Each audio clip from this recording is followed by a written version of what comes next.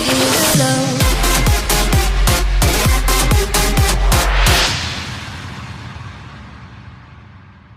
Hey guys, welcome to Dating Intelligence, the podcast where we give relationship advice from dating to marriage and everything else in between. And always with the goal of helping you to continuously be the best you at all times. So if you're looking for real honest information to help you navigate your relationships, we've got you covered. Got you covered. Hello guys out there. Another episode, another day. You know, I feel like that we should probably just start getting the intros. And I've always felt this way. Maybe the intros should just be pre-recorded, but it doesn't match this. No. This is so much more fun. Because you stare at me and make fun of me. I always want to make you laugh. I just want to make you crack up all the time. I'm like waiting for it, and I try to diversify that whole thing and just make it different, make it a little more variety, but you always get it every time. I mean, I almost lost it. I know. I almost just stared at you like, what do you want me to say?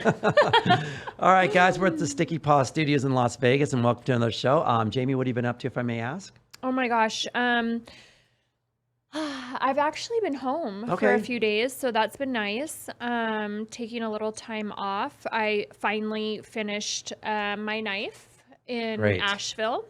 So here it is from start to finish. So Microtech. Great. Yes. Will they make replicas of that, by the way?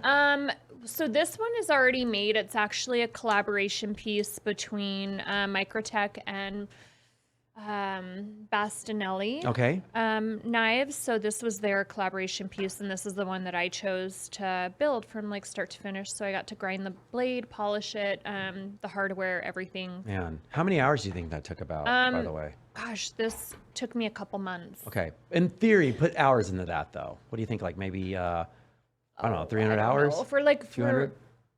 That's a lot. I just, yeah. It took me a long time.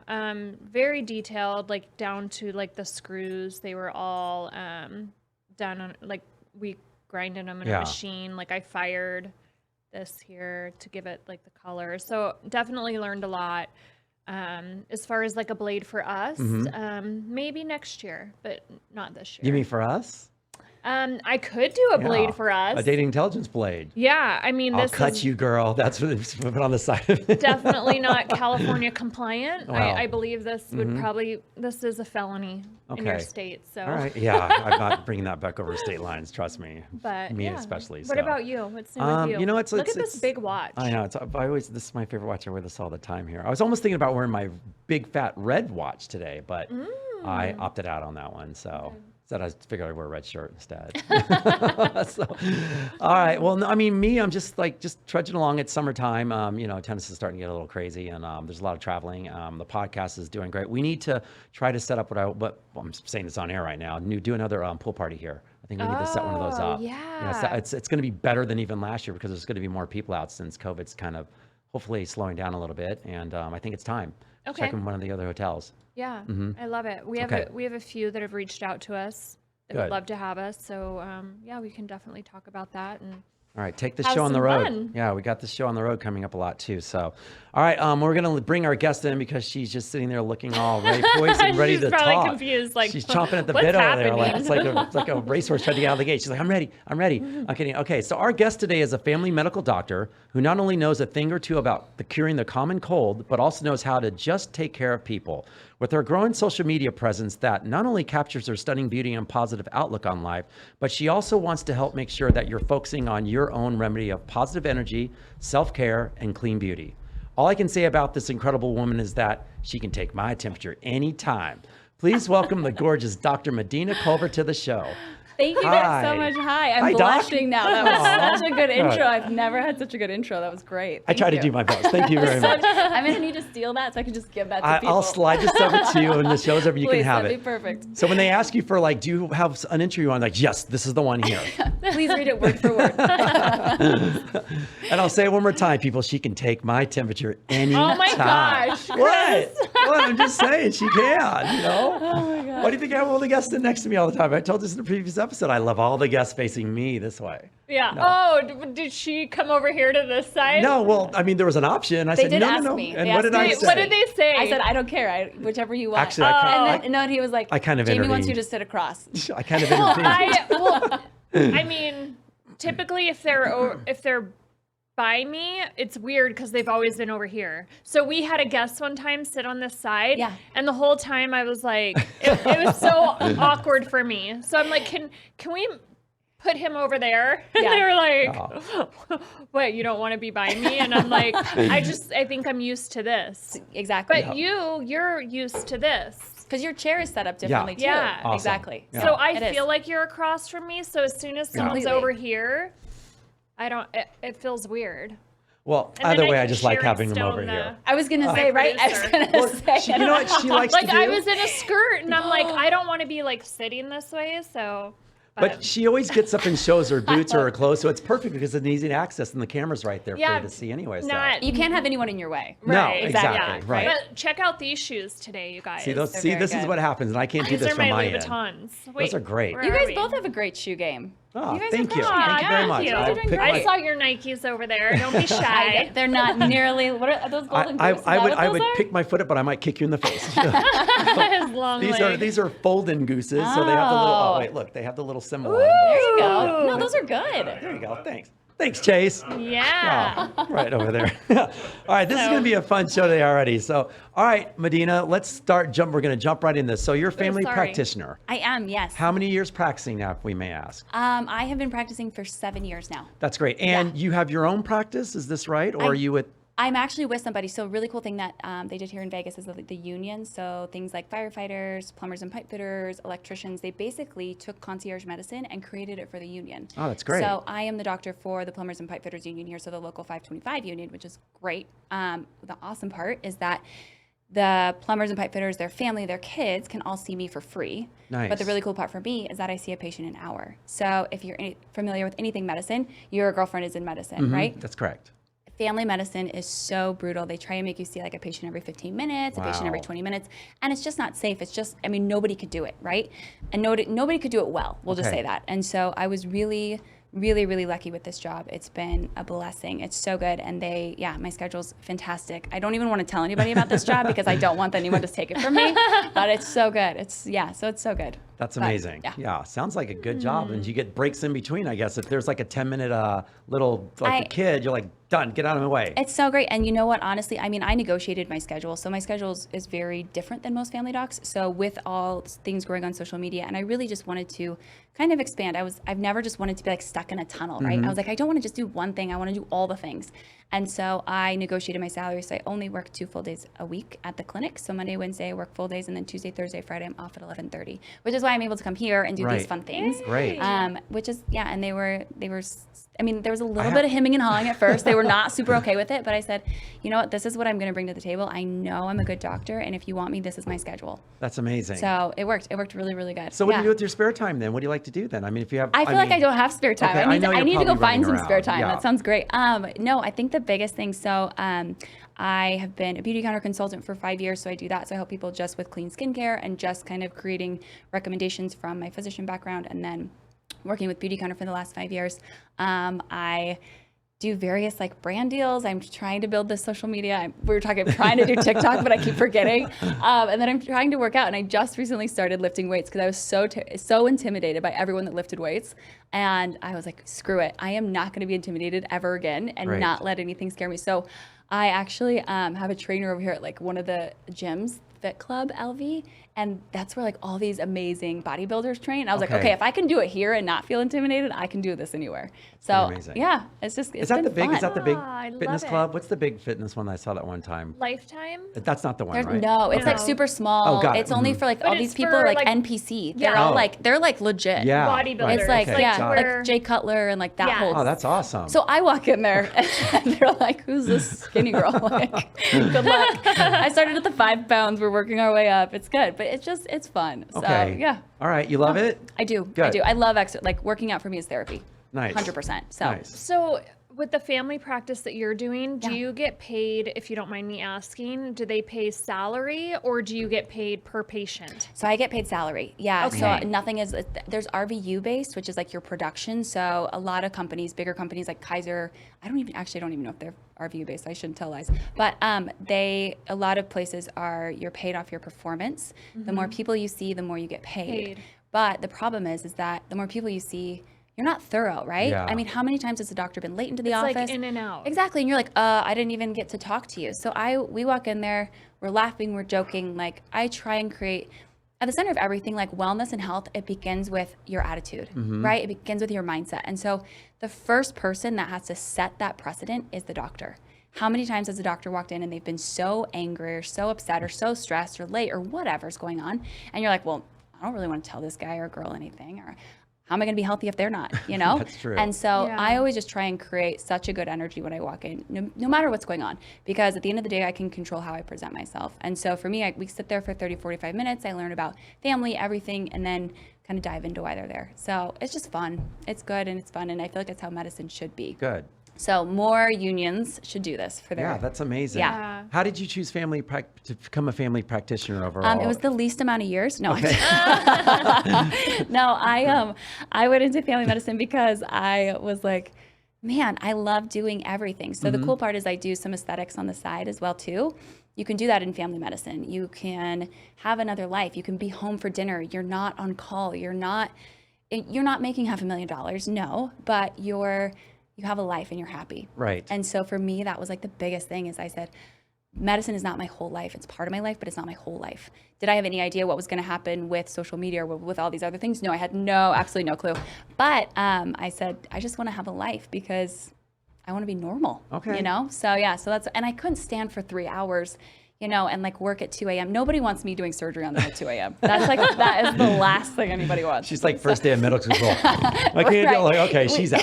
Yeah. We all know our limitations. I don't want her in on life. my team. Right. That's so funny. Yeah. So what took you in now? Let's talk the path. You just mentioned social media. Let's talk the path on how you started doing social media and because you have amazing numbers and everything as well. And we talked about this a little bit here, but please explain a little bit to the audience on how you got started. Yeah. So oh my gosh, I actually started Instagram back my first year of medical school. So that was like probably 10 years ago. But I started posting in residency actually like about the struggles in residency. So a lot of people don't talk about it. Like you're supposed to work 36 hours and you're supposed to be as sharp as you were hour 1 at hour 36 and you've had no sleep. And that's not attainable. Yeah. It's not safe. I mean, that's how patients die. That's how the suicide rate in residency is crazy high. I mean, the physician suicide rate is getting higher. The physician, abuse rate in terms of drugs, alcohol, or whatever you want to pick is getting higher because these work hours are crazy. And so I started talking about it, not really for anyone else, more for me, more to feel not alone. Like I was like, I cannot be the only one that's struggling in residency that feels like it's not worth it. But then you feel stuck because you've got all these student loan debts and you're like, well, I have to continue with this, right? And so I started talking about that on Instagram and that kind of grew it a little bit. And then I just started sharing my life from there as being a young female in medicine in a predominantly male dominated career. And then, remember when Reels started happening? Yeah. I did a Reel it was cheeky because I'm a little cheeky.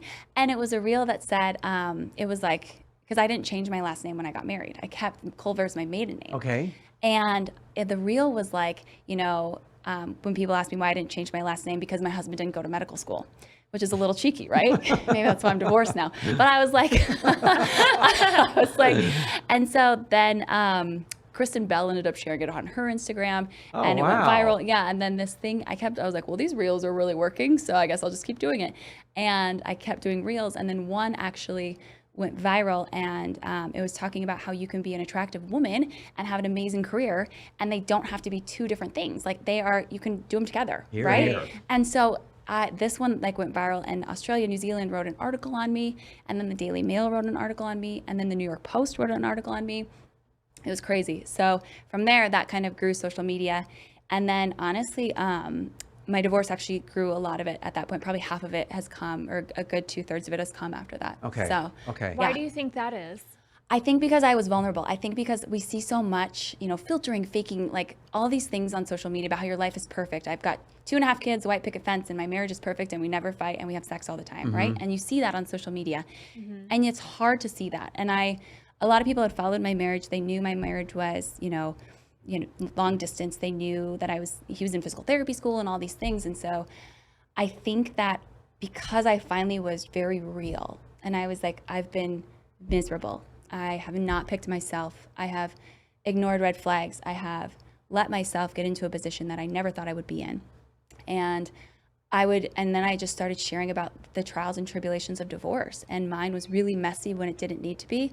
And it was really, really, really brutal. And like we said, I would go on social media after emotions sometimes because I would just get like, man, his female attorney was brutal. I would get like Was it here? It was in Vegas. Yeah, Okay. yeah. So I got divorced here, which is a community property For state. state. And I didn't have a prenup because I got married and had nothing.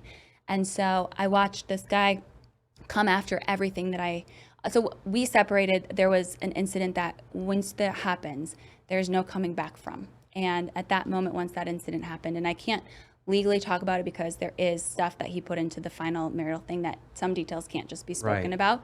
And I'm not trying to get sued again. My goal for 22 is not to speak to any we don't lawyers. want you to do that either. So. But yeah, so there's an incident that happened that you just can't come back from. And that at that moment I said, I'm not going to let myself stay in this marriage. I'm not going to let myself stay in a marriage where I'm being told I'm not wanted, where I'm being told that I'm not attractive, where I'm being told that there's, that I work too much, or just constantly being put down as opposed to like being praised and lifted up. Yeah. And so I said, I don't want to have lawyers involved.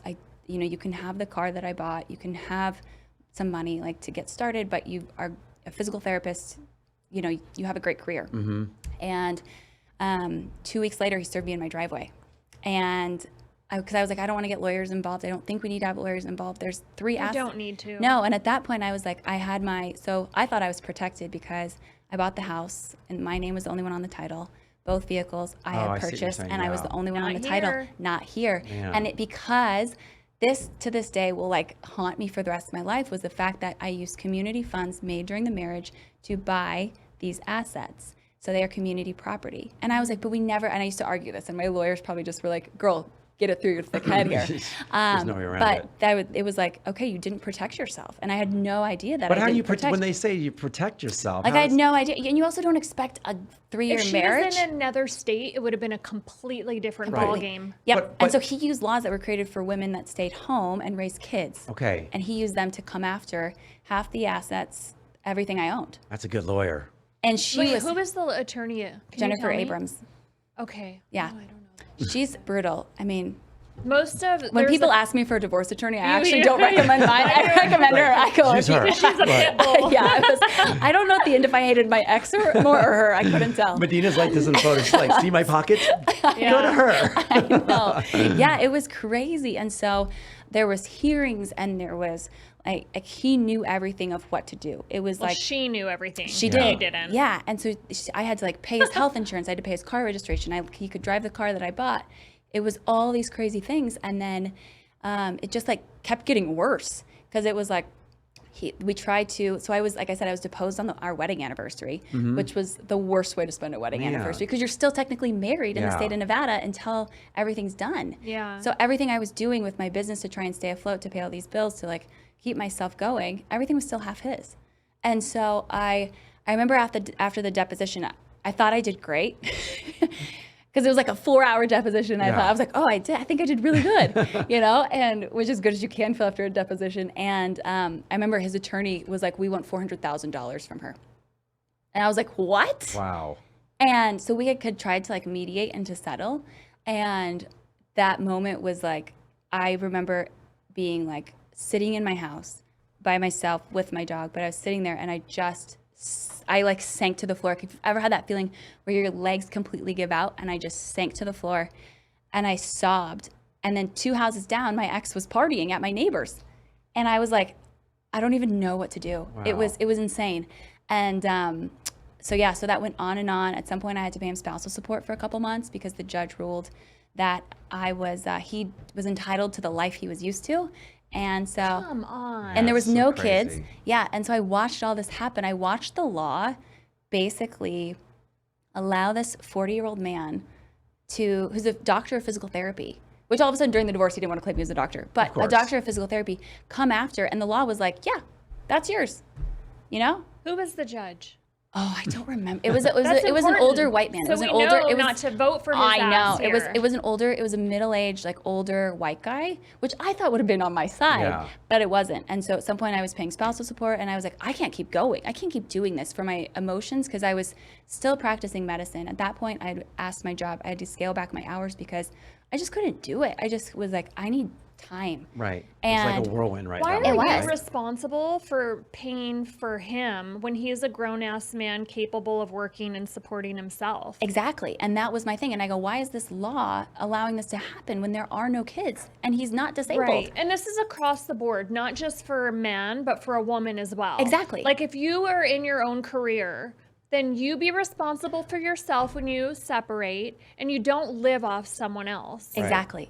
Like it makes no sense That's what to I was me, telling- and the law is so unjust. It It's is. ridiculous, and it needs to be addressed. And it's not amazing how okay. many people think that they're entitled to what they haven't earned. I wasn't Yes. raised that way. I was not raised that way Exactly. either. And I'm like, I could never imagine taking someone else's, belongings didn't I earn. didn't earn, that I know I Exactly. didn't. I mean, he didn't even pay a gas bill in the house, Well, and so it was crazy. So let me ask you this. So Yeah. how was his well-being at this point in time? Was he just like, was he like, I just Well, can't he talk was to you during this? partying at No, the no, I want to know. neighbors. I want to like, is he allowed to, did you guys reach out between those times? Could he No. talk? Did he go, I can't talk to you about this right now. Just go through the lawyers. Was it that kind of thing? Or was he like, it was nasty. he was never like remorse. You could There never was see your, never like you had sex. No, And- I you know actually, what I mean? actually Like- at one point begged him at probably 2 weeks after he served me. I begged for him to take me back, which is Okay. which you look back and you're like, oh my Yeah, God, you're like, Medina, "Ugh, like, what- I what just hate happened admitting here?" that. I'm like, oh, it's gross. Right. Ugh. I mean, it But happens. no, it was so. I mean, the relationship had been so skewed, and there was so much resentment built in the relationship that it was great that we separated, but it just didn't need to be as nasty as it was. course. But yeah, we ended up mediating 8 months later. But if not, it was going to go to trial. And I was Man. like, I can't. This is crazy for You this mean to if go you to didn't trial. if you didn't solve it in settled. mediation? You basically settled Okay. then. I settled. Yeah, And gave him what he did not deserve correct. to save your own peace of mind from having to go to trial. And to be done, and Which- to stop the spousal support because you don't get credit for spousal support. Oh, that's right. So the longer Yeah. he drags it out, the more he gets to continue to collect. Gotcha. Yeah. Monthly. Man. Yes. And so there was like threats if I didn't pay the spousal support by certain times, he was going to like cancel the mediation. It's a classic narcissist, right? Okay. It's a classic narcissist. And so, but you had to play the game. Yeah. It's like you had to play the game or my livelihood depended on it. What do you think it would have happened if it would have went to trial? What do you think you would have been off? Would it have been something similar that you owed him, or? His attorney didn't show up for mediation. Okay. She sent in someone else. Of course she which did. The mediating attorney actually told me that was the best thing that could have ever happened to me. Oh, wow. He said because she would not have let you go out of this room without at least a 2 in front of that 6-figure number. And I got it less than that. It was still 6 figures. Yeah. But he goes, she wouldn't let you walk away without that. He goes, she would have fought on a lot of issues that the other attorney kind of lets go. And this was the mediator saying this. This was the mediator saying that. Wow, man. Yeah. And it's crazy. You're sitting in this room and there was the mediating attorney was this, older white guy and my attorney was an old white guy. And they're like, you're sitting there and they blatantly said to me, and I'm sure you'll relate to this, but like from my angle, they were like, oh, someone like you usually doesn't end up in this position.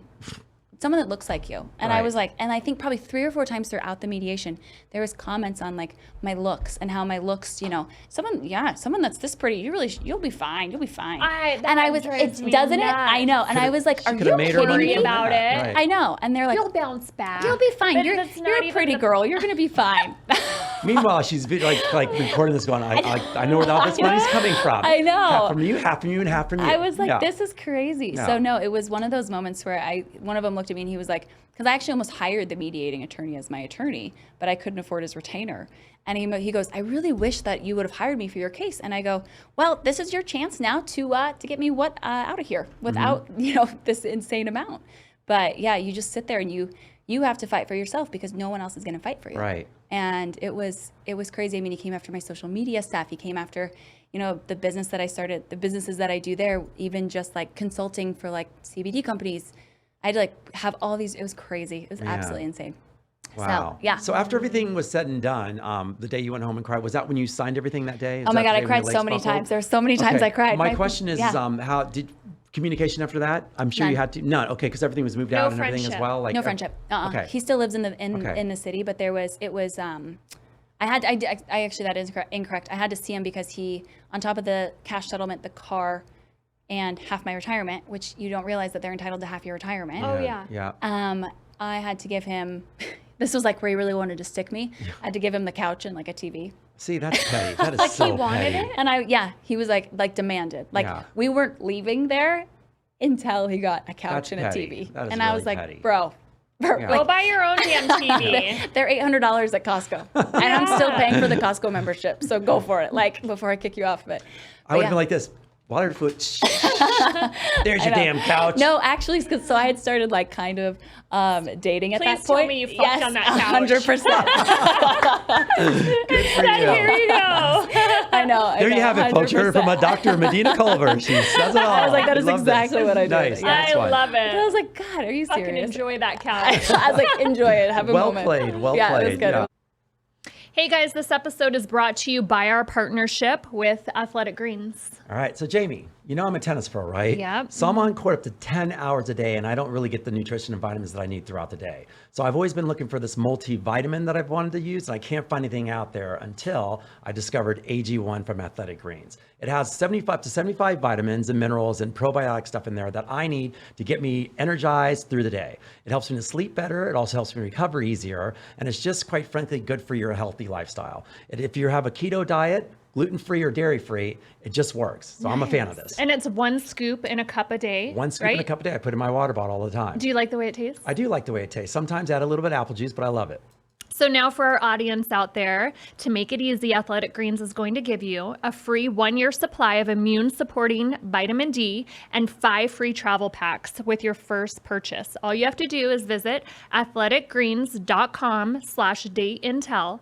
Again, that's athleticgreens.com/dateintel to take ownership over your health and pick up the ultimate daily nutritional insurance. Trust me, guys, you're going to love this vitamin pack. It's easy with just 1 scoop a day in your water, and you're good to go. Love it. It's good. Oh my gosh, that's crazy. All right, so let's talk about, we're going to jump to our episode because now we're going to get to the next chapter of your life. And this is the topic today, guys. It's So called many chapters. Diversifying Divorce. After divorce, can you show a great deal of variety, expand your POV, and be open to something new and different? Are you actually ready for a change? In other words, are you willing to be open to new things in your life? 100%. So, yeah, 100%. you are for sure. So please tell us after that. So now we're getting to that part, the next chapter. So having sex on his couch, you met someone new. Where do we go from there? Like this was this. I was not ready to Okay. ready to date at all. All right, So got there it. was so much. I mean, I was so emotionally scarred. I just wanted someone to love me. I wanted in that moment. I was still seeing a therapist. I was still like doing my life coach, and I just wanted someone that wanted to be with me, because for years, I mean, I remember a birthday trip, my ex told me, I'm not attracted to you. I don't want to have sex with you. And so for years that happened. And I let myself get into these situations because of stories we tell ourselves, right? So it's like, my whole life, I told myself, I'm not good enough, I'm not pretty enough, I'm not whatever enough. And it was great for my career because Right. it got me to where I needed to be at, 29, and it was awesome. But then for my personal life, it completely derailed my personal life because I was sitting here telling myself that this horrible guy across the way, or that I was married to, was Who should be was supporting all you, I was by going to the way. get. But I told myself, I was like, well, this is as good as it's going to get. I mean, I'm 32 years old now. I'm not going to find anybody else, and I'm like washed up, and so this is all I'm going to have. And that was what I was telling myself, and Right. that's why I stayed. That's why I got married. In all honesty, there were so many red flags that, looking back, I was like, oh my God, Medina. But in that moment, you're just so lost, and you Yeah. just want someone to care about you, because it took me 33 years to finally be happy with myself. And I finally realized, I was like, I had let someone else control my happiness for years. And so I did coaching, I did therapy. I really kind of like broke it down. And I tell people, I go, divorce, as you guys know, it breaks you down into this like very, very basic, very basic building blocks. And it's your choice how you're going to build that person afterwards. Right. And so a lot of people call it the next chapter. And I'm like, it's not another chapter. It's a whole new damn book. I don't call it the next chapter. I call it Diversifying Divorce. You hear that, people? There's no new chapters. Diversifying Divorce. But yeah, so no, it's and I just was like, I had to build it up, but I had to build it up in the way that I felt strong and confident as a woman. And that, like, at 33 years old, I was like, okay, I can walk into a room and know that, stand tall and not feel like I don't belong, and not feel scared and not feel anxious. And I could walk in and say that I deserve everything and not be ashamed of it, Right. and How go long did that after take what you I want. though? Like you said, like what was that period of that? I'm gonna sorry to say this. No, you're I'll call it the good. wallowing period. Yeah. Like when did you finally say I need to get out of this shit? The wallowing period, I don't let myself wallow that much. Okay. Because I don't think it's good for you. Yeah. I think you can like sit in it and you can be with it and you can be angry. But I think if you let it take over your life, I think it can completely derail you. And I think it derails your progress at the end. And so I let myself feel bad for myself. And then probably like a month, we'd already done therapy, and probably like a month later, I just started with a new therapist. Okay. After he served me, because I still had to practice medicine, right? So I still had to go in every day to a clinic, and I had to see these patients, and I had to like listen to them while my world was spinning out of control. But also, if I mess up, it could be someone's life. Yeah. And that's so true. I realized that. I said, I have to make sure that my mindset is good. So I started right away just kind of into that breakdown mode. And there was, steps back throughout the way. Of course there are. But it was probably like a solid 10 months of doing coaching, therapy, and all of that to finally feel like I could breathe, I could exhale again. Okay. Yeah. And then the guys, sorry, I'm saying guys, you're. My mouth opens. Sorry, I'm I'm sorry. I backtracked. So I don't know the other way it says. So the people that you explored within that little realm of of that that gray area, there's always fillers. I understand that and everything. How did you remember, because you just said you just wanted someone to love you, of course that, and we always want to have that validation and that affirmation. I get that. How long did those last, or how long did that last, I should say? So I'm not trying to use the plural. No. I'm just trying to find a way to say it the right way without. Stop looking at me when I'm trying to ask the right question without trying to go. So how many people did you play with, Medina? I had a lot of fun. I had a lot of fun. Because I was like, you know what? I said, I'm 32 and I'm not ugly, and why the fuck not? Right. And I was like, I'm safe about it. And I'm not looking for a relationship. Good. And so it was, it was a good time. So what I was getting at of saying that reason why is because I feel like everyone needs that time to explore that, because it's actually, you either gonna, like you said, you're either gonna stay in it, or you need to get the shit out of it and just get out of your system and find out what you want to do now. What's the next step is what I was getting at. So the next step. The next step for my dating intelligence life. Yeah. Well, we can talk about that a little bit as well, but we're still on diversifying right now. So okay.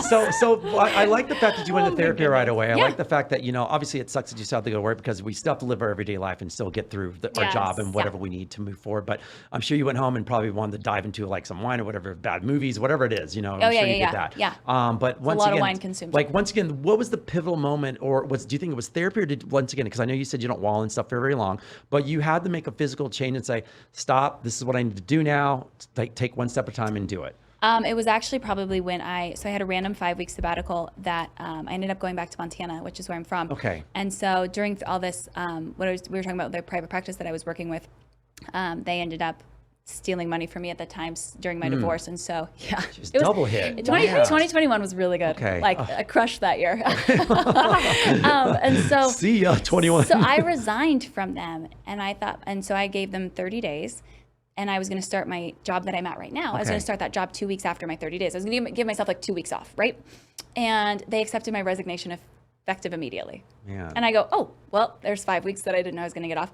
So I kind of realized, I was like, I'm not going to sit at my house for 5 weeks, and just play with my dogs. Mm-hmm. And so I actually drove home to Montana, and it was the best. Montana for me, I could never live there again permanently, but from Montana for me is such a reminder that everything is so simple. We overcomplicate so many things. And at the end of the day, it's all just about being happy. It's all just we think all these material things make us happy, but it's just being there, being around my parents who are my best friends and who just celebrated their 49th wedding anniversary. Wow, that's amazing. I know, they're amazing. Wow. They're so cool. They have no grandkids. Those poor people. They only have grand dogs.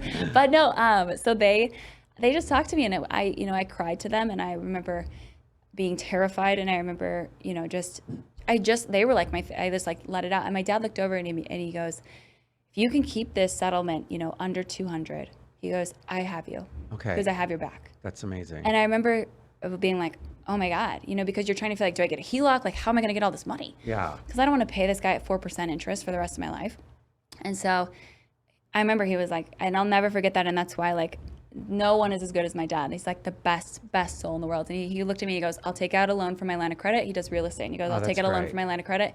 He goes, you're the only person I would lend this much money to because I know you'll pay me back. He goes, I also know you have a good job. And I go, thanks. I go, thanks.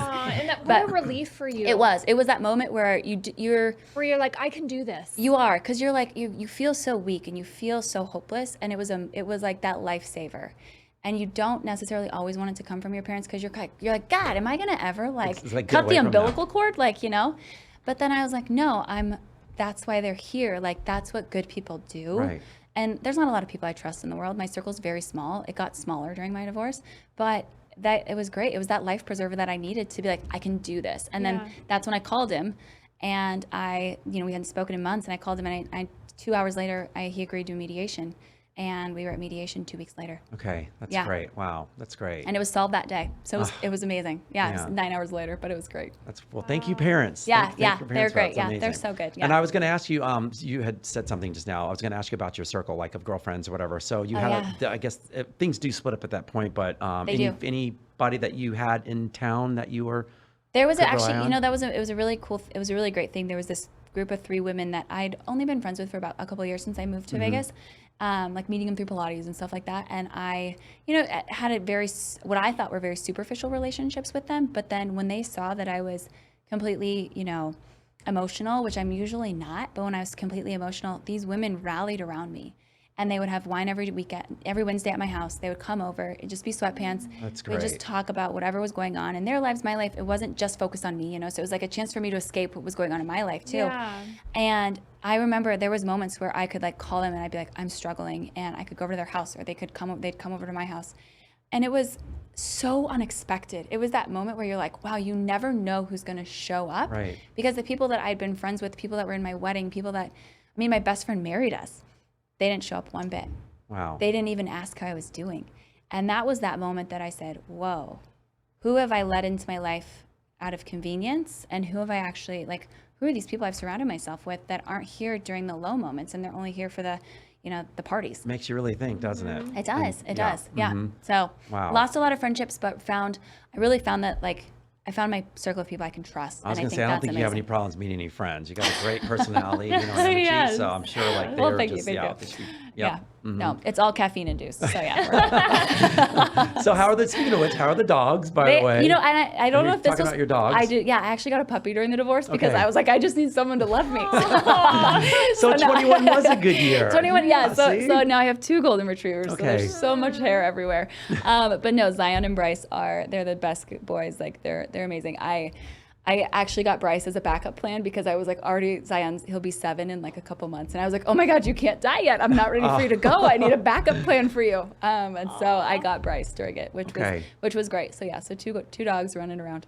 Okay. Yeah. All right. And basically, sorry, I'm going to ask you this real fast. What's going, because I know we're always sometimes she's like, wait, and I wait. On social media now, you use it for very positive stuff. And Yeah. and like your affirmations that you put out there and everything as well. That's just fantastic. So I like the fact that you put yourself out there and you share just those little things go a long way for a lot of people. I think, and kind of going back to social media, and we were talking about like growth of social media, I shared so everything we've talked about. The reason I talk about it so openly, because people are like, are you uncomfortable with it? And I go, I'm not, because I already shared it. Yeah. And so I shared this in front of, tens of thousands of people with what I was going through, where we talked to the point where the judge said, you have to stop talking about your divorce on social media till it's finalized, because my ex felt threatened. Do you really have to though? So my ex was like going to report it because he had friends watching it. So here was the thing that drove me crazy. I could never attend these hearings because I was working. Oh, so this lawyer went So the then. lawyer went, and I could never defend myself. Oh, man. So then I just got all these, and I was like, what? I can't, my freedom of speech is being taken away? And I said, I've never even mentioned his name. He's not tagged anywhere. He's not even in a photo anymore on my social media. And what? This Yeah. is crazy.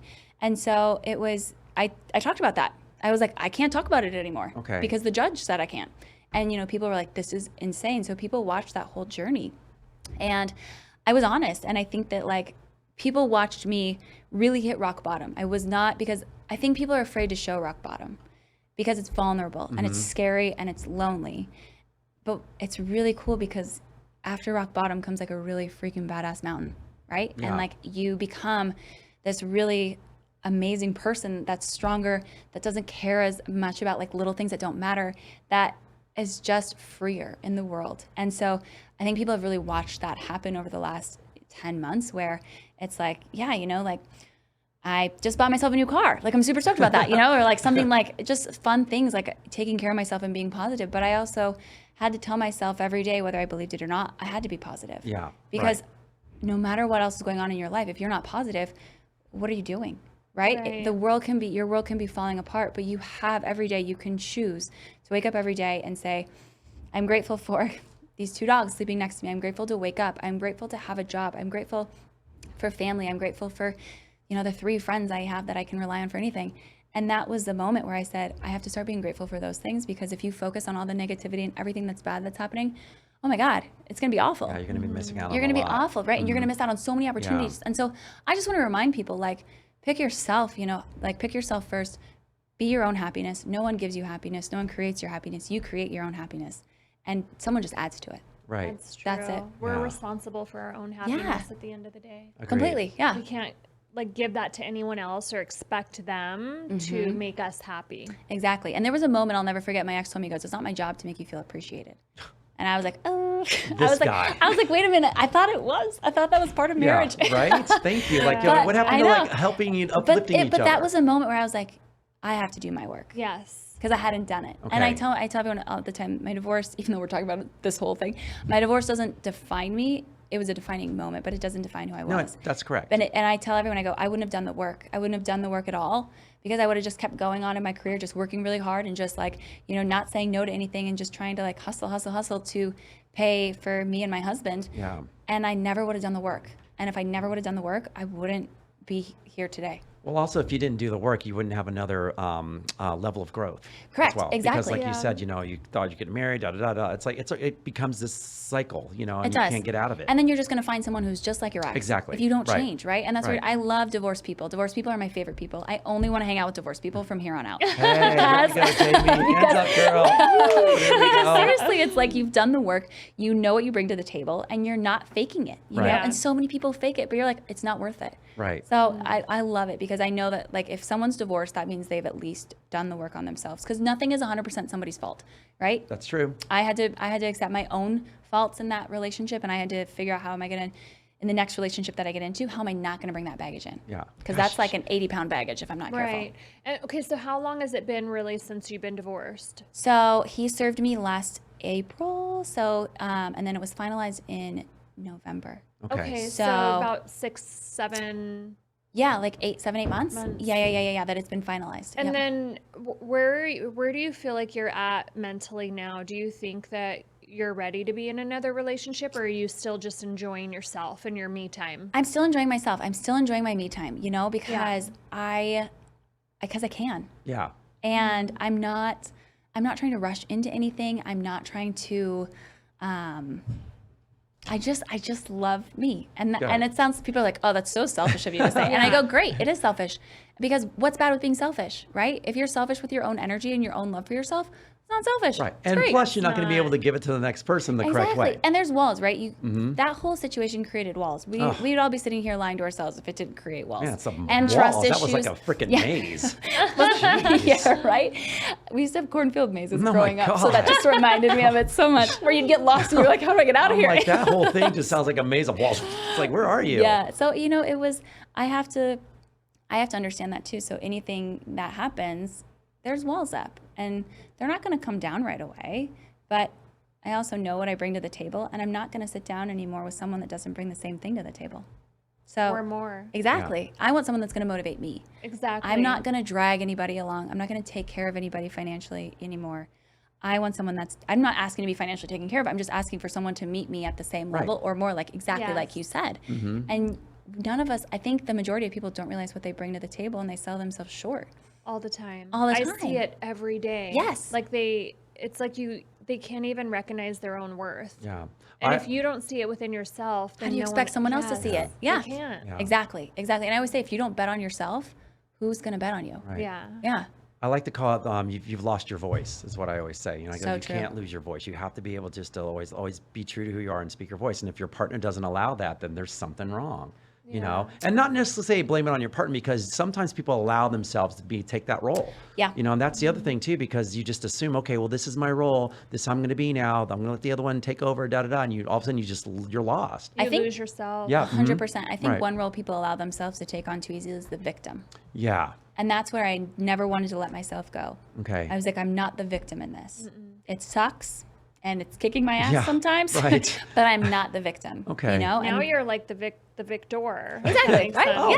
nice I like that. That was good. I might use that. that. That was really good. Yeah. Yeah. No, and that was the thing is I always say like the comeback's better than the setback, right? Yes, it is. Yeah. That's it. Yeah. Yeah. Yeah, you've already come out a huge winner on this one. So now we just got to set you up for the next one. So with that being said, Jamie usually asks these kind of questions, but I'm going to dive in now. So I know that you said you're not completely ready, and that's totally fine, but I'm sure you've probably had some encounters where you've met someone that might be a potential. So how do you navigate that now for yourself? Oh, Especially such a big question. Right, especially since Like, if is you there feel a glass of wine well, right now, too? you know what? Where are you meeting these guys? Well, what? I Okay, mean- so I tried the app for a second. That was terrifying. Oh, yeah. Wait, Terrifying. What app? Hinder. Or wait, not Okay. Tinder. That was the That's the best name. Hinge versus Tinder. It's hindering me. Guys, I from think we doing- could be on Oh my something. God, that's a It was Freudian Hinge. slip. It was Hinge. It was Hinge. Okay, what about Raya? I just heard about this when that girl from Selling Sunset, like, apparently met Ben Affleck on there. That's What the hell? Oh, Emma. I didn't know anything about this. Yeah, so I can recommend you for that app. It's a celebrity app. How do So people you go have- on these high-level apps and no one ever have hears to, about? There's no list for this stuff. You need someone to recommend you to get on. Oh. Yeah. Because, yeah, so you can't just sign up. That's amazing. Because So it's kind of good. I Okay. actually had Is it? I had matchmakers once reach out to me. Like, Wait, say that I had again? matchmakers reach out to me Okay. on social media. Got Which it. ones? I have no idea. You have to send them to me because I know most of these. Do you? Okay, yeah. How do you know these people? I mean, this is what I do. Single woman, they're dating a lot. Yeah, I was like, I'm not ready, but like, Right. thank you guys so much. It's Okay, so you sweet have of to be you. hit on. Sorry, I didn't mean to take. I'm taking a No. squirrel moment. Yeah. You have to be hit on DMs on your Instagram, Oh God, right? I get marriage proposals on the Okay, like daily, on the okay. daily. Like Yeah. they're uncomfortable. Yeah, and like I dick can only pics. imagine. It's Oh my uncomfortable. God, they Why put are that they? on the Who DM? leads I with a don't dick pic? know. Wow. Who It's leads so with it? disgusting, but I delete and block right away. Completely. Like Okay. I can't with the dicks. It's too much. I'm like, you don't even have a nice dick. Why are you sending this? so- It's always it's really bad. I can. How This does? is a bad dick. Or one time I'm Sorry, I'm not even like- kidding you. I got a dick pic and there's dirty underwear on the floor, and I'm like, I think that's kitty litter on the right side. Like, what the fuck? Wow. So I would send them to my friends, and I'd be like, I send him to my gay Yeah, friend, I'm and I'm like, like, "What do you think of this?" And That's he's like, what- see, it becomes a joke today. now. It's so funny. It becomes a joke Exactly. now. It's like the dick of And the do day. these It's dudes great. not think it's going to turn out to be a joke somehow, some way? You know, because I it's going to get mean, shown around in a weird way. I don't know if they can't be I don't Are they know. serious? Do they can't- think that's how you get somebody? I don't know. I've always wanted to respond one time and be like, "Oh, baby, that's such a," you know To what see I mean? how Just they to like respond. see. Yeah. Like, what happened to hi? Yeah, or like, "Hey, how are you?" Or like, "Can we just do something normal?" Ooh, maybe you should ask them to send another photo of them because maybe it's like Photoshop shit that's not even the real dicks. You know what I mean? How sometimes I mean, that I happens. feel like if you're gonna send a fake one, you at least pick a nice fake Okay, one. well, I'm. You yeah. don't get a good But- dick pic. Yeah. Okay. I don't or know. like, do you get like selfies? Like they Oh, send yeah. you like It's uncomfortable. it's so uncomfortable. It's uncomfortable. It's like, like, oh. Okay, I just know. for the record, makes ladies, on my Instagram dating social, I have a really lot of followers, and no one sends Because me you think shit. people are weirdos. Completely. Yeah. Right. Yeah. Well, and the other thing too is like you have to be. I think like because you have a huge social media. Yes, so she does. yeah, Yeah. you have a huge like amazing social media. Like props. Like let's take 5 seconds. Yours is thank amazing. you. It's so good. Thank you. And so I was like, I remember when you reached out, I was like, oh my gosh, she has 1 million followers. Oh my god, so like I was like, wow, I've really made it in the world. But no, it's like men are intimidated by that. Men are intimidated by social media. Men are intimidated by success. A lot, not everyone. It's a generalization, but I think that that's what you run into too. Yeah. Is that they're intimidated by it and they don't know how to handle it. Not this guy. I love it. Bring it on. Bring it on, people. Yeah. I like a very strong woman who knows what they're doing, and I'm just like, let's go, because I feel like it's very I confident. think too, they have a hard time. People have a hard time seeing successful women single. So Yes. for some reason, Mm-hmm. they feel bad for me, or they'll be like, "I hope you're not there alone. It makes me feel so bad." You mean the for women you." saying that or the guy? Women Both. too. Oh, women. Both. Okay, Yeah. right, It's right. yeah, that is Mhm. actually so true. Like yeah, you're yeah. in Hawaii by yourself. Like that makes me so sad for you. And I'm thinking, I'm so fucking excited. Yeah, right? I can get up when I It's want, do liberating. what I want. If I want to get Wear up what at I 3 want. a.m., hike, yeah. Wear what I want. Yeah. It's becoming a show, people. I'm excited now. It's exactly. Yeah. It's so true though, but I think that goes back to people are afraid to be alone. Yep, that's People true. are Yeah. terrified to be alone. That was the thing. I had to sit with myself. When are we taught to sit with ourselves? I'm very bad at it. So I've gotten so comfortable sitting with myself that I think that I open up to like less and less because Yeah. I'm so comfortable in my own skin and in my own space that it's like you really have to wow me for me to even kind of give you the time of day now because come out of that. You're right. because I'm just in such a good space, like mentally, physically, spiritually, like all the areas. So what are you bringing to the table? Because I'm in such a great space. And I think that's great. Imagine if more relationships started that way. Imagine if more relationships were like, I'm in a great space. What are you going to add to it? Like, how are we going to grow together? Yeah. But people are afraid of that. Yes. And women don't like to say that. Like, what are you going to add to it? But I have no problem. Why? And Right. why are women so, like, people always ask, like, I negotiated my salary because I was like, this is what I deserve. If you guys aren't going to pay me, I'll walk away. Right. Yeah. But it's Exactly. like, why are women so afraid to do this? Why are we afraid to be like, this is what I offer? And I tell people, I go, people ask for a female physician more than male physicians, so I want to be paid, if not the same, more than my male counterparts. You know your worth. I love it. Exactly. And Good- I, good and so for you, and you. so you, but how many, and that's so true. Like, women just don't realize, I think, a lot of the time what they bring to the table. And I think some of it's marketing. We're supposed to look a certain way. We're supposed to act a certain way. We're supposed to be a certain Well, way. your lawyers told you that. Yeah, I mean, so- completely. Yeah. And yeah. so it's like, I think you're so spot on with that. But I think that's so cool too, is that you can sit by yourself with yourself and you have everything you need. That's huge. I don't really think that I need a lot at all. I Yeah. don't require a lot. I don't have an attachment to things, but I have like a passion for life and adventure. Which is amazing, which is exactly So- how it should be. Like, that's Right. so cool. Yeah, and it's like, I'd rather travel by myself or with like great friends Yes. than travel with a significant other, you know? Yeah. But Because also when you get bloated after vacation, you don't have to have sex. Like, it's so much easier. Like, you know, it's like, it's just, I would rather travel with people that bring good energy. And that's another thing. I refuse, I like read, I can feel people's energy. Okay. I've always felt this. Like, I always know instantly if I'm going to like somebody. Like, instantly. It's so weird. And so it's like, if someone doesn't bring good energy into my life, they're not in my life. I'm out. I Yep, hear I'm done. you on that. Yeah. I'm done. 100%. Yeah. Yeah. I walk away, like I've told you before. Like if I could talk to someone, all of a sudden, like I'll just walk away because it's like it's rare, but it's like it's not worth my time anymore. Exactly. My time is too valuable. And that's the So, hugest thing, right? It's like, we're so afraid to say, like, my time's valuable. I'm not going to spend it here. Yeah.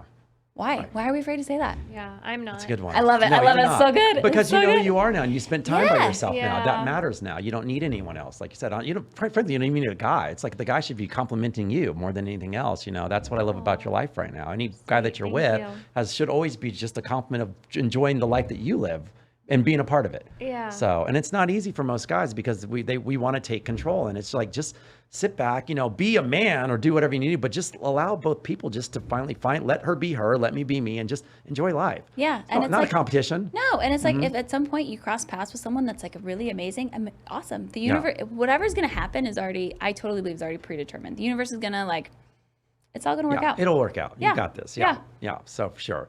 Yeah. It's totally like how I said, I'm laughing at her. I got on, what is Hinder? I know. Well, so Guys, I'm gonna create a new dating app. I got on Hinder once right after I got divorced as you? well. And like after my second date, I found this girl like that on Hinder.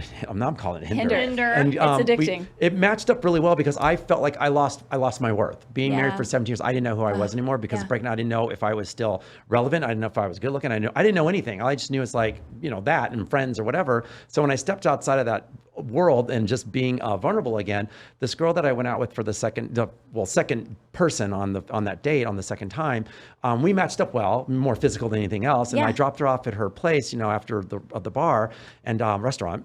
And I said, okay, bye, da-da. I went 3 miles up the road, started crying. I pulled over and started crying because I was like, what does this mean for me now? Like I first of all, I cried because I was relevant. I did matter. I still Yeah. had something. Yeah. And it really helped me and it empowered me again as well. And that from that moment on, it just kind of soared. And thank goodness I found, you know, the girl probably who I've been with for almost 5 years now, Yeah. about a week and a half after that. So it's been an amazing. amazing run. Yeah.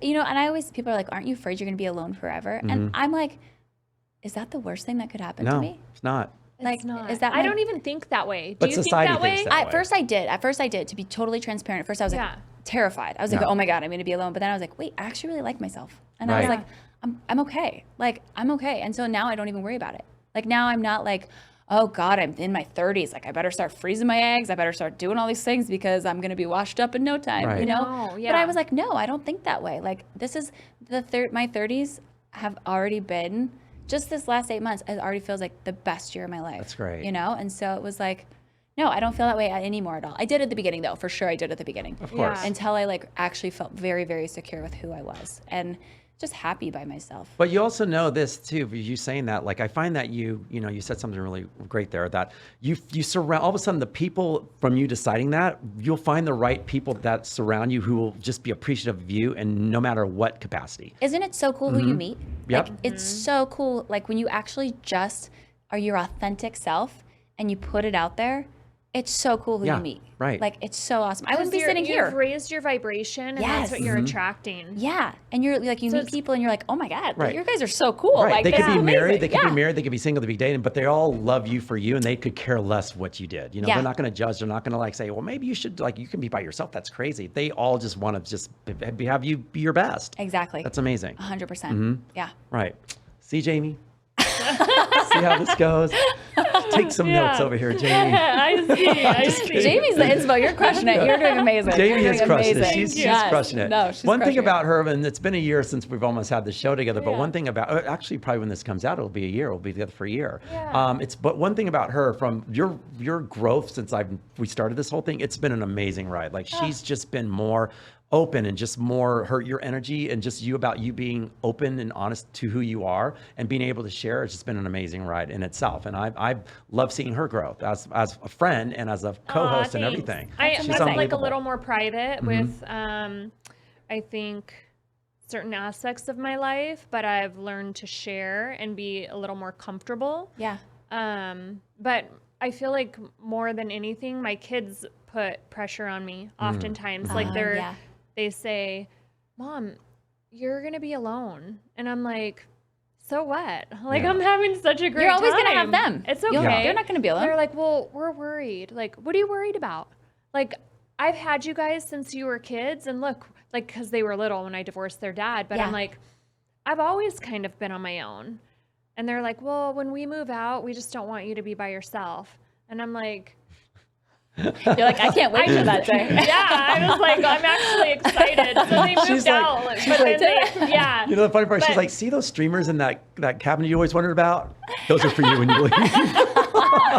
We're throwing a party. But I think it's because, like what you touched on, it's society that thinks that we need a partner, or that this is the way it's supposed to be, Yes.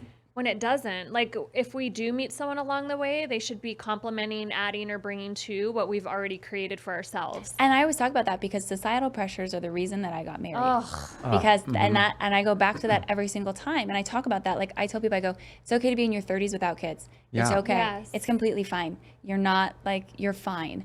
I got married at 29 because of this thought that I was telling myself growing up in Montana. By the time you're 29, everyone's married with at least 2 kids. Yeah. So I was already behind. In my mind, I was telling myself I was behind. So I was like, okay, I found this guy. He's tall, dark, and handsome, and he's going to be a physical therapist. So he checks these boxes. And yeah, he's an asshole, but whatever. Yeah. I can deal with that. Yeah, Okay. it'll be fine. You know, we look good in a photo, right? Right. And so that's why I got married, is because I was like, I have to get married before I'm 30. Because if I don't, like, I'll be washed up and I'm never going to find anybody. Right. I mean, so because society tells you need to be married, you know, by 25, kids by 30, you know, and then because by 35, it's all downhill for Well, you know? and guess what? I was just about to say, you're just entering your best years of your life. right Yeah, now. exactly. So- And that's what it feels like. Is it's like, okay, like so I'm not doing what society tells me to do. Great. Like the Right. best people don't follow the norm. Right. And We're so, talking about the greatest people Yeah. don't follow the norm. Right. Right, Yeah. exactly. But we're I- not rule followers. Yes, we are not rule followers here. But yeah, no, I think like to hit on that. I think the societal pressures and you're not following societal norms, I think that people get very uncomfortable with Yes, it they do. Yeah. because it's not what they see. I like actually talking to those people a lot now Yeah. because I I like do to see too. them I kind of learn so squirm. much from them. Yeah, they So squirm, much. right? Yeah.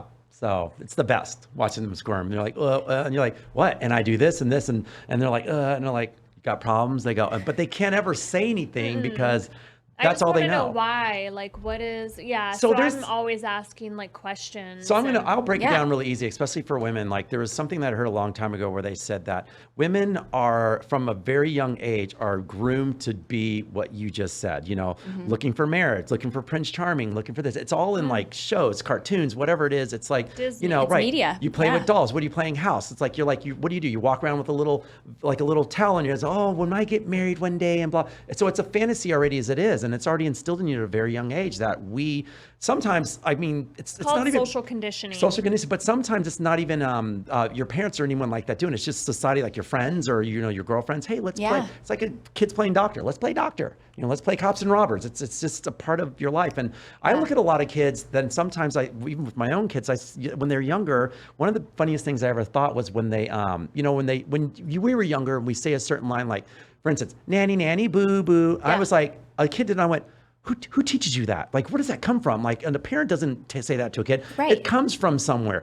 Does it come out of you specifically? I don't know, but I've always been very interested. Where does this nanny nanny boo boo shit come from? I'm just being something as simple as that. Like, that's something Where that's does it come conditioned. from? But I look and go, did your friend tell you that? Is that where it came from? Like, I want to know where this came from, and now it's a thing. Or sing song, like you did this. It's like, is that just you doing that, or is it learned from an older sibling, or what? Well, I think it all goes back to the parents.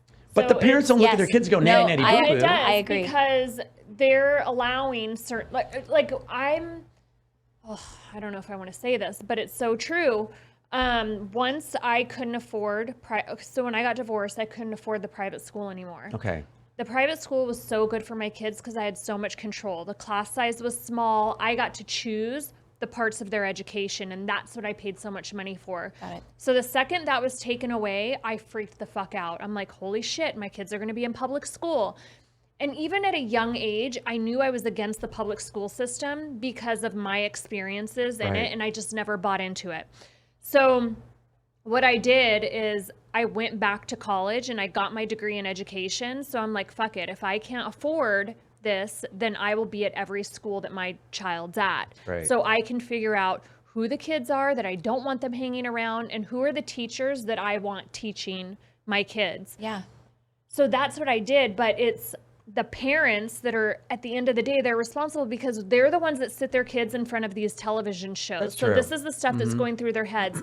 They're the ones that are in charge of who their kids surround themselves with, and that's who they're learning from, and that's who they're growing from. So it all goes back to the parents. I guess that's true. That is true. Yep. I completely agree All with right. that. Yeah. Doctor, do you concur? I concur Like, completely. think about it. We send our kids to school for 6, sometimes 8 hours a day. So they have so much influence over our children and what they're learning. We have no idea. Most parents have no idea what kids they're hanging around during the day. And you think that your kids are going to come home and tell you, but they're not. Right. And they don't. So the only way to really know is to be involved. And if I had to do it all over again, I would have freaking homeschooled. And it wasn't until like they were probably in junior high and high school until I was like, you know what? This is a joke and I'm not playing this anymore. You're not going, you're coming with me. So my kids started traveling with me. And that's when they learned, I think it just opened their world Made up them more once they worldly. started traveling overseas and seeing different cultures. And Still it just the best gives, education. a sense of like reality. Agreed. Yeah. But So Yeah, no, I think that's completely true. I think parents these days want to be friends, and they don't want to be parents. Right? yeah. And Yes. so, like, I have one of the best relationships with my parents still to this day. And so it's because they were parents, but they never put these pressures on us. But it's the society, like what you're talking about, that social conditioning, what I saw my friends doing, what I saw my friends wearing, how I saw my friends acting. Because, like, my parents, they've never once pressured me to have kids. They've never once pressured me to be married. They've never once pressured me to, be anything that I'm not. And it's always been nothing but support. I mean, I remember when I was 22 and I moved down to Vegas, I actually did medical school in Vegas. And At UNLV? UNLV, I feel like I'm dating myself. UNLV didn't even have a medical school at that point. Oh, okay. So it was Toro, so it was the DO school. Oh, okay. Yeah, so I went here. I remember moving down here at 22, terrified. I'd never been on the freeway. In Montana, when you get on the interstate, you go into a different city. Yeah. And I was like, whoa. I was like, I'm staying in the That's same funny. city. I was like, this Yeah. is crazy. But I remember my dad and my mom, they were like, you don't belong here.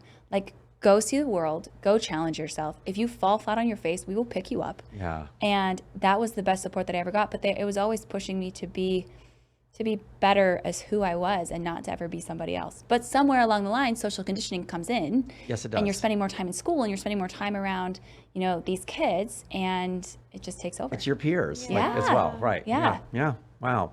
So Well, you have good parents, so I kudos do. to them. I Yeah. do. They are Really great. good sounds parents. like you do have amazing parents. I have to plan their 50th next year, which I was like, dang it. Oh wow, that's a big one. I know. That is a good one. Yeah, no, Sure. they're cool. They got married at like 20 and 21, so poor, had to build furniture. My dad worked in the San Francisco jails. My mom got her CPA at night, and they weren't going to have kids. So they got married, and they were like, we're just going to get married at 20 and not have kids. That's our They're jam. the exception to the rule, by the way. They That's are. an exception to the rule. And then it's so fun. My mom was probably like 34. They'd moved back to Montana. She was the first female partner in this national CPA firm. So my mom is this really badass woman that I got to be raised by. And my dad's this really badass guy that I got to be raised by. But they moved back, and the joke is, we're very sarcastic in my family. So the joke is, my dad's like, well, your mom told me what was involved and how to create a kid, and I agreed to it. And he goes, and here we are. And fuck, here we are. That's and so, hilarious. but they had me when she was 36, and I'm the first kid. That's a And great so age. it was like, they were like, my mom was like, I want to be a partner. I want to have my shit together, but I also want to have, they were married 16 years before Wow. they had any kids. So they just got to enjoy each other. And I look back at them now at their, 69 and 70, and I'm like, you guys really did this right. Like, you guys had it figured out. You guys were friends. You guys, created this really cool world before you brought another life into it. And as a result, I grew up in a very stable, very normal, maybe not normal actually, but a very stable, like loving, comforting. We weren't super rich. We weren't super poor, but it was one of those things. I always had support. They always created open means of communication. I mean, I was 12 years old and my dad would tell me about drugs. Like, he would have open conversations with me about like things he saw in the jail, and my mom would be like, oh my gosh, Jean, you can't do this to her, and as a result, I never did anything. Right. Because I felt I already learned it all. Right. I was like, oh, that doesn't sound fun. I'm not going to do that. I Right. don't really want to do that. And, and then my mom was always this like really amazing career woman. And so I had a role reversal growing up. My dad was Mr. Mom. So my dad flipped houses and had a much more open schedule. So he was the one picking us up from school, taking us to soccer and basketball. My mom had this, badass CPA career. And so she was working a lot. And so I had this really interesting dynamic that was different. So yeah, no. I like that. Yeah. Yeah. That's See, I feel this. awesome. I love that. I like when there's more of a dad role like that, because that's what I Huge. feel like I have sometimes with mainly with my daughters, even when I was married at the time. But I want to be involved as much as possible in my girls' life, but also be involved in a way that I can share stories that are lessons, but not like, this is the way it is. Right. It's just lessons on, you can choose what you want, but here's what happened to me, or da da da. And I always make a funny story with it to Yeah. make them laugh and just be like, it's just take it lightly, but be aware. And it creates same that time. open line of communication so that like I can go to them for anything. Yep. I mean, I had a one night stand once back in medical school, and I remember the first person I called were my parents. Like, that's so weird. I That's was so the same with uncomfortable. my dad. Yeah, great. I was like, oh my gosh, you guys Yeah. will never guess what Yeah. happened. They're I like, love what? that. It's so cool. It is. It's so Yeah. good. And I think it makes such strong women too. If you have a great relationship with your father, I think it's Yeah. Yeah. second to none. All right, I'm on the good path. Yeah, you're doing great. Pat You hear yourself that, on the girls? back. No, well, don't hear that, girls, on this yet. You still got a little age to grow. So, all right, we're going to get into our question of the day. If you have anything else to say, or you good? Question Yeah, of the I day? think we're good. All right. Yeah. Okay, well, here's the question of the day. You're going to have your first up on this one, okay? I mean, You're- I could definitely ask you a million more questions.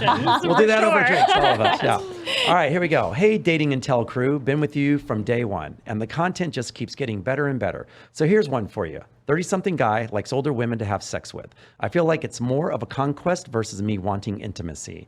I always tell them that older women just turn me on, but I know that I don't want anything else out of it.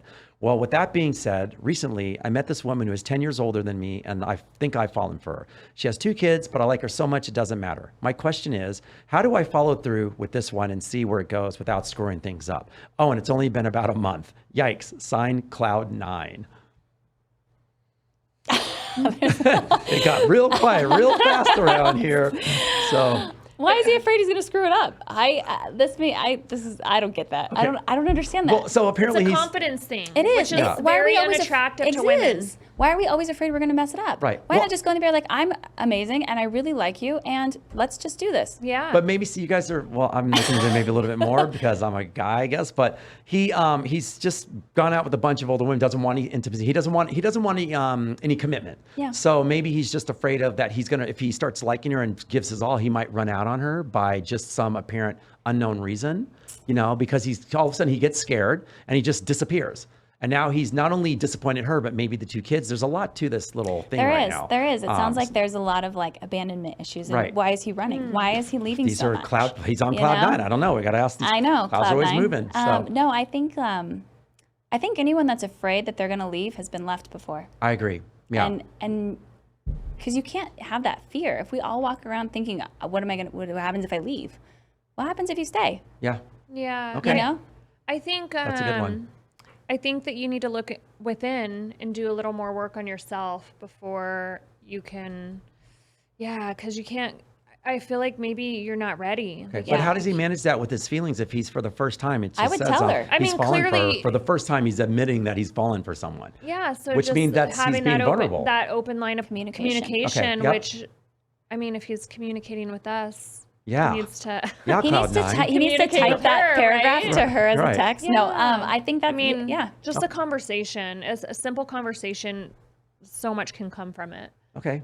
If you're open, I think people are so afraid to be themselves that they're afraid someone's going to leave them if they're themselves. But this guy should just say, you know what? But if she does, what a blessing, because Exactly. she's not for him. Exactly. that's true too. And that's Yeah. the biggest thing is like, just say, hey, I've been this way in the past. You're making me feel this way. This is what I'm afraid of. And just put it out on the table. Right. And she's either going to say, okay, I'd like to explore this with And you, then he'll or at least know. Exactly. Or he's going to spend 6 months and have no idea. okay, well, you hear that, Cloud 9? So you've Cloud9. you've done the first work. You've communicated to us. Now you need to communicate to her. So you've heard what the 2 ladies said here. Make sure you communicate with her. Just let her know how you're feeling, and you put yourself out there. It seems like you're already vulnerable as it is, right? So now you've gotten this far. Continue the path. I don't know how long ago this was put out. I got this a week ago, so I'm hoping that you're still maybe with her. But just go for it, man. Just do your thing. Yeah, You know? I always want to hear like the follow up from some of our guests. So if you guys are writing in questions, maybe send back Send a your dick pic to Jamie and No. then send the response. Is what she's saying. No Okay. more, no dick pics, Sorry, please. Jamie. Yeah, I would like to hear follow up on some of our questions. Okay. All right, guys. You hear that? So- We're putting it out there. We need some. I'm going to put a little thing on social media about that follow up. Yeah. Yeah. So if we've read your question of the day, like, let us know. Like, did you take our advice? Did you not take our advice? Like, what happened? And if you're coming I after always us, wonder. it's more her than me. It was all her. Yeah, I'm the aggressive one. let's just blame it on the guests. They started the my fault. answer. We'll blame it on the guests. They always answer first. Yeah. No, I think that was a great answer. So, all right. Well, that's it. All right, Medina. Thank you guys you're- so okay, much. So Yeah, anything to plug, thank you. please. I know you got a lot Oh. of stuff, branding and stuff. Please let us know what you're doing. You know what? I'm just doing me. At Okay, the end of the day, all right. I'm good. Oh my Okay. gosh, I'm so good. Thank you guys so much. You're welcome. Yeah. Jamie. Well, make sure you guys check out her social media. We put her Amazing. handle up there. Yeah. My social media is Jamie_Villamore. And a big shout out to Alani New for always hooking us up with Yes. our drinks. Hi, Alani New. All right. You can find me at Fetch Sport or anything at Dating Intelligence. And once again, please, if we're going to do a follow up with some questions, Cloud9, good luck to you. And that is our show today. Dr. Medina Culver, thank you so much for our show. You were a bright spot in our day. Yeah. Thank you We really guys so appreciate you much. Oh taking my gosh, time this out. was so great. Yeah, so I'm glad you good. had So much fun. Yeah, amazing. Good. All right, guys, that's another episode, another day, and another show. See you soon.